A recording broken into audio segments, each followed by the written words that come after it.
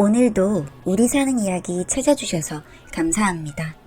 사연자분이 보내주신 이야기 시작해볼게요. 저는 머니 버뮤다 삼각지대에 살고 있는 여자입니다.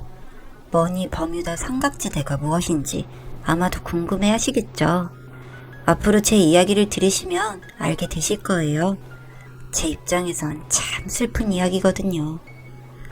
결혼하면서 얻은 신혼집이 시댁과 가까웠습니다. 저는 정말 신혼집을 그 위치에 잡고 싶어서 잡은 게 아니었어요. 남편은 어렵게 대기업 이직하면서 아직 연봉도 높지 않고 중고 신입 위치였고, 반면 저는 오랜 기간 출판사에서 번역과 편집 일을 하며 높은 연봉을 받고 있었죠.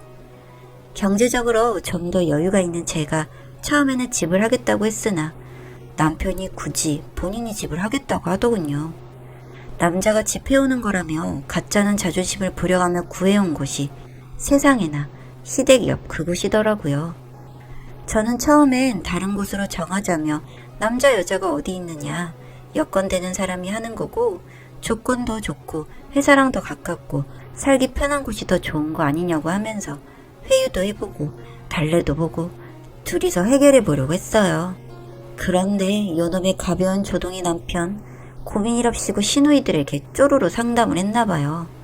그때마다 두 시누이가 눈에 불을 켜고 돈 더 번다고 유세 떠냐고, 벌써부터 그렇게 기를 죽이며 평생 어떻게 사냐고, 홀어머니 모시고 살자고 하는 것도 아니고 그 근처에 집 얻어서 살자는 게 무슨 죄 지는 사람처럼 사람을 못 살게 구냐고, 벌써부터 그렇게 발가지 긁으면 남자가 집에 와서 숨이나 제대로 쉬겠냐고 난리를 치며 뭐라고 몰아붙이는데, 정말 사람 피말라 죽는 게 이런 거구나 싶더라고요.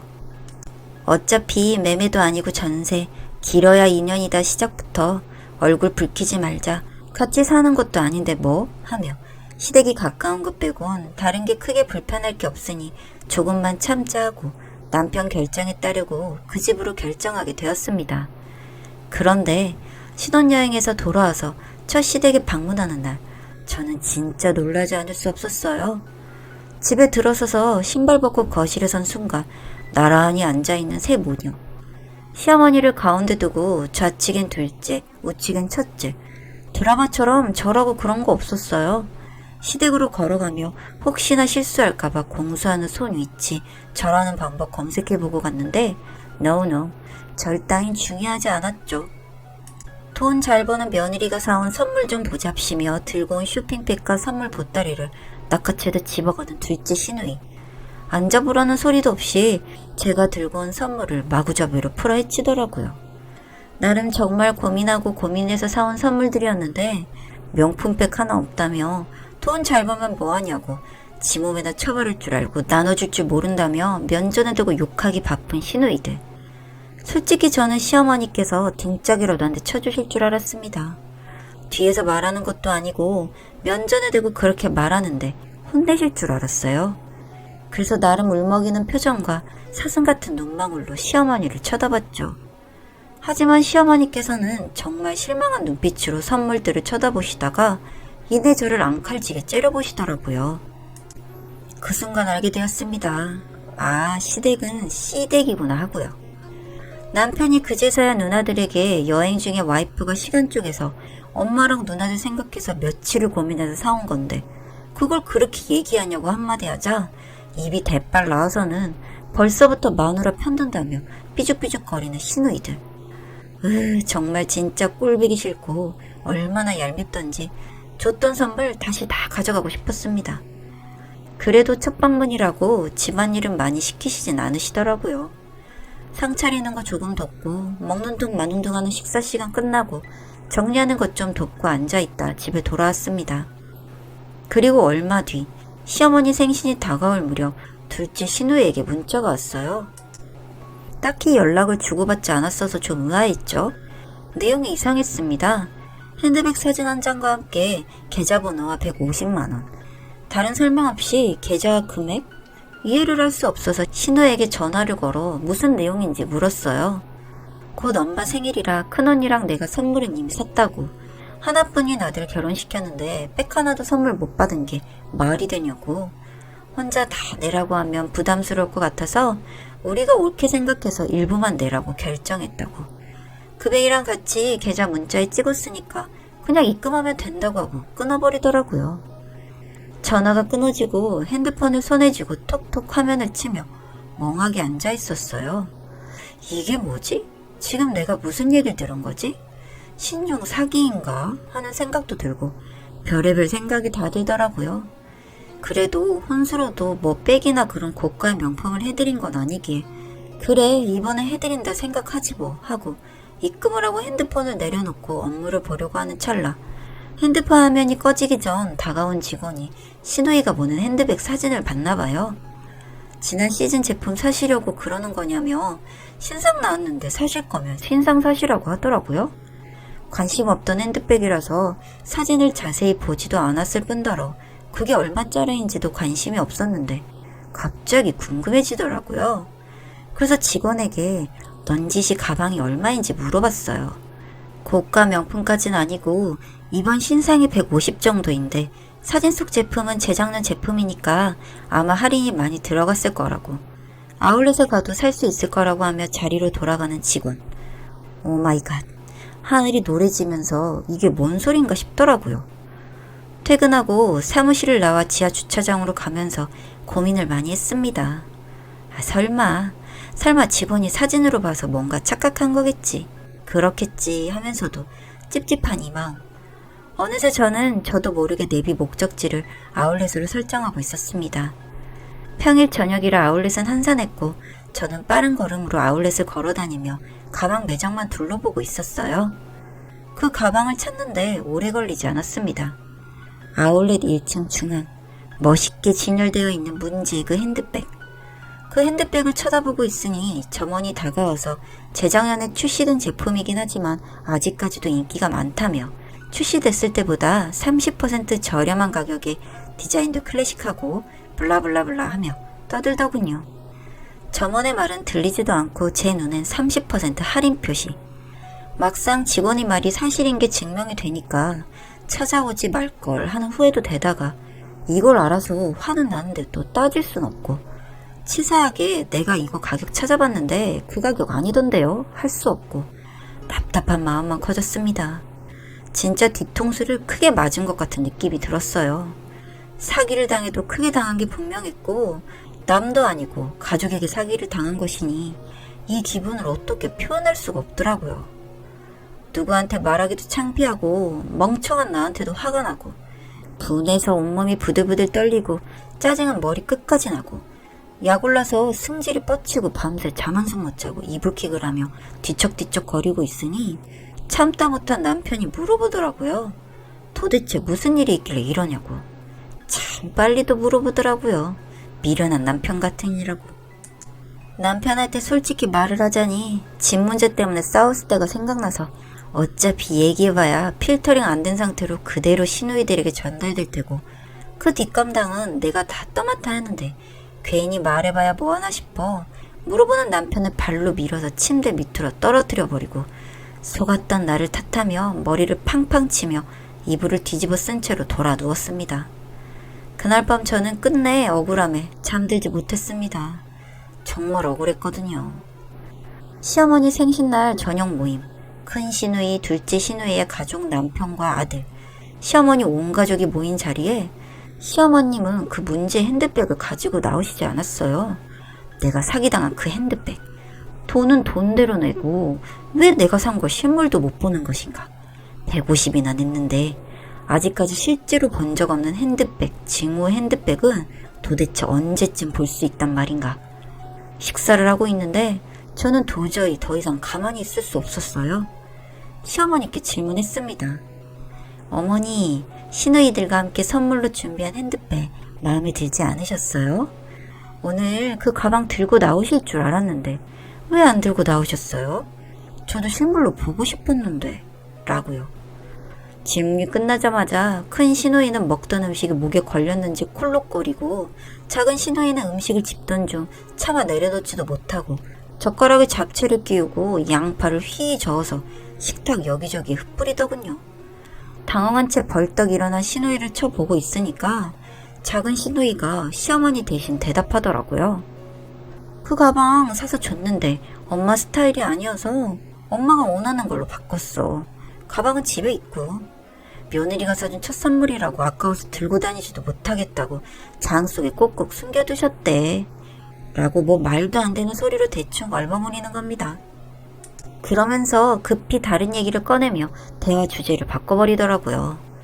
뭔가 찜찜하고 당하는 기분이 강하게 들지만 그 자리에서 당장 따질 순 없으니 고개를 숙인 채로 한숨을 내쉬었습니다. 집에 돌아와 남편은 그저 지 와이프가 홀어머니 생신 선물 누나들과 함께 챙겼다는 거에 감동을 받아서 헤헤 거리고 좋다고 잘했다고 입이 귀에 걸려서 결혼 잘했다고 소파에 앉아서 TV 보고 있습니다.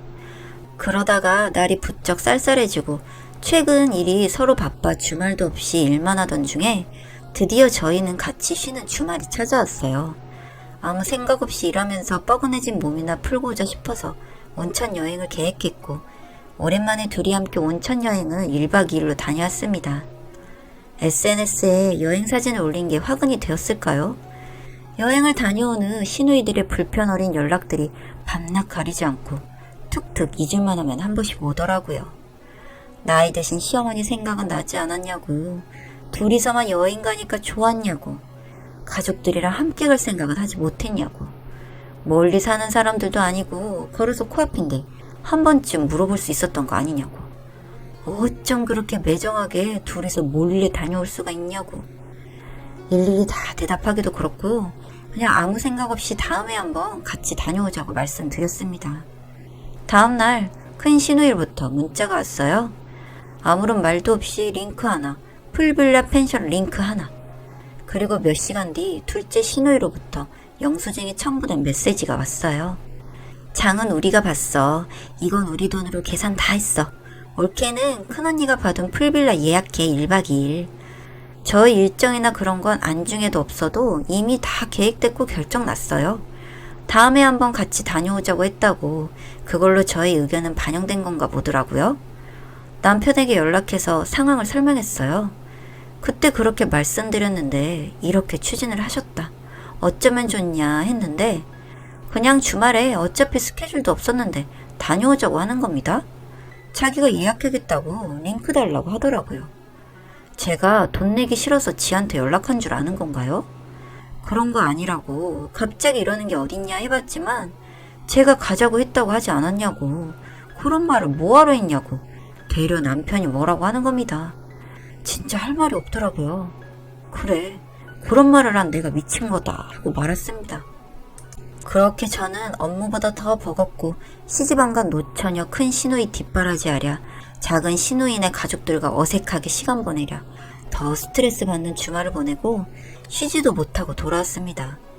작은 시누이가 가까운 데 사는데도 화분 좀 이쪽으로 옮겨보라고 저를 부르는 시어머니, 자기네 집 그릇 정리하는데 좀 도와달라 부르는 작은 시누이, 집이 가까우니까 주말다운 주말이 없어지고 진짜 몸이 너무 피곤해지기 시작했습니다. 작은 일에도 쉽게 짜증을 내고 여유가 없어지고 일도 집중이 안 되고 더 행복하자고 결심한 결혼 때문에 지쳐가고 있더라고요.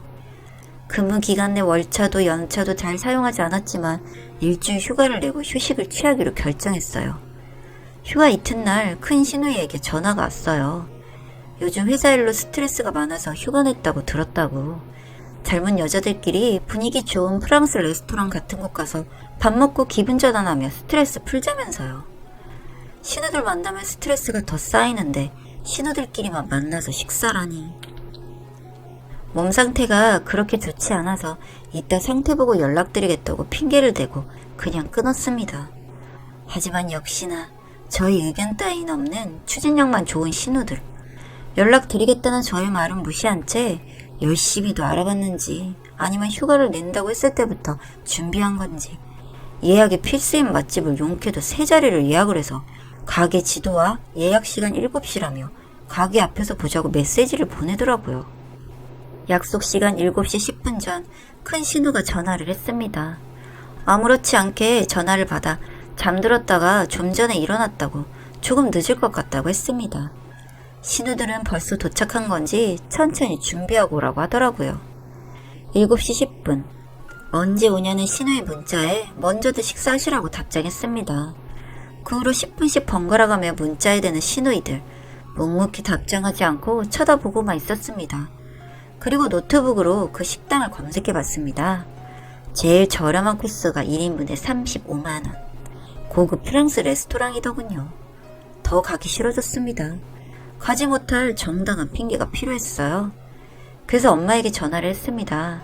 지금 엄마한테 갈 건데 엄마 발목 삔 걸로 해라. 자세한 얘기는 내가 가서 하겠다 하고 친정으로 출발했어요. 출발하고 5분 뒤 작은 신우에게 전화가 오더라고요. 심호흡을 하며 울먹이는 목소리로 목을 가다듬는 전화를 받았어요. 언니, 저희 엄마가 심하게 넘어지셨나봐요. 연락이 왔는데 병원 가셨다고 하셔가지고 지금 저 급하게 병원으로 가고 있어요. 라고 울먹이며 말했죠. 체력 가득 울리는 작은 신우의 목소리. 야! 그럼 여기 밥값은 어떡해? 여기 밥값이 얼만 줄 알아? 새어나오는 웃음을 꾸역꾸역 참으며 콧구멍이 벌렁벌렁거리지만 최대한 심호흡하며 더 울먹거리는 목소리로 연기했습니다. 언니, 저 병원에서 전화 와요. 언니, 제가 이따 다시 연락드릴게요. 라고요. 그 전화를 끊고 진짜 오랜만에 엄청 크게 웃었습니다. 진짜 쩌렁쩌렁 울릴 정도로 말이죠. 요 근래 이렇게 시원하게 웃어본 적 있었나 싶었네요. 2명의 시누이들 번갈아가며 보내는 문자를 답장하지 않고 냅뒀습니다. 처음에 화를 내며 온다고 했으면서 왜 오지 않냐고, 장난하냐고, 시댁 식구들한테 장난치냐고, 가정교육이 아주 잘못됐다고 온갖 화를 다 내다가 밥값이 1인분에 40만원이라고, 돈 없다고, 제발 돈만 보내달라고 빌다가 또 화를 냈다가 남편한테 다 얘기한다고 화를 내다가 아주 난리가 나더군요. 문자 답장하지 않고 남편에게 전화했습니다. 여보, 시누이들이 요즘 내가 우울해 보인다고 비싼 밥 사준다며 만나자고 했는데 엄마가 다치는 바람에 약속 장소에 못 가고 지금 친정 가는 길이야.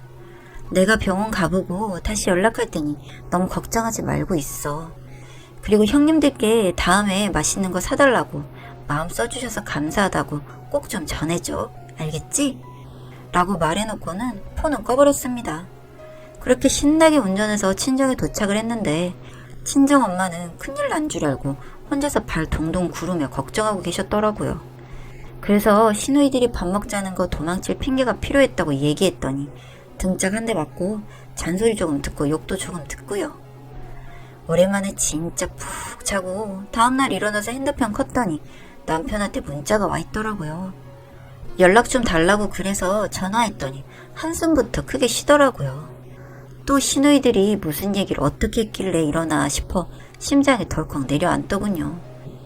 장모님 크게 다치신 거냐고 묻고 별일 아니라고 이따 저녁에 올라갈 거라고 했더니 남편이 어제 그 식당 가서 결제하고 왔다고 하더라고요. 그러면서 하는 말이 누나들이 너한테 결제하게 하려고 지갑도 안 가지고 거기 갔었다고 하더라고. 당신 안 가길 잘했어. 아, 진짜 누나들이 나이 들더니 치매가 오려고 그러나? 정말 왜 저러는지 모르겠네. 놀러 갈 때도 설마 하고 넘겼는데 어제 가서 결제하고 나니까 있는 정 없는 정 다 떨어져 버렸어.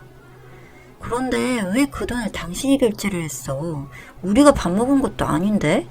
라고 물었더니 그 돈은 매형한테 연락해서 입금 받았다고 하더라고요. 하긴 그게 보통 금액이었어야지 말이죠. 여튼 남편은 이제서야 정신을 차렸는지 집이 가까워서 더 똘똘 뭉쳐서 미쳐가는 것 같다고 전세계약 끝나면 다른 지역으로 이사가자고까지 얘기가 나왔습니다. 계약 기간 끝나갈 때쯤 다른 지역으로 이사가자고 어떻게 얘기 꺼내나 걱정스러웠는데 신우들 덕분에 그 문제는 쉽게 해결됐네요. 다른 건 몰라도 이 부분으로는 아주 시누이들 덕을 톡톡히 봤네요. 정말. 그리고 그 이후로는 시누이들도 뻘짓은 안 해오더라고요. 다들 왜 이렇게 한 번씩 당해야 정신을 차릴까요? 여튼 속이 후련했던 제 이야기였습니다. 여기까지 봐주셔서 감사합니다.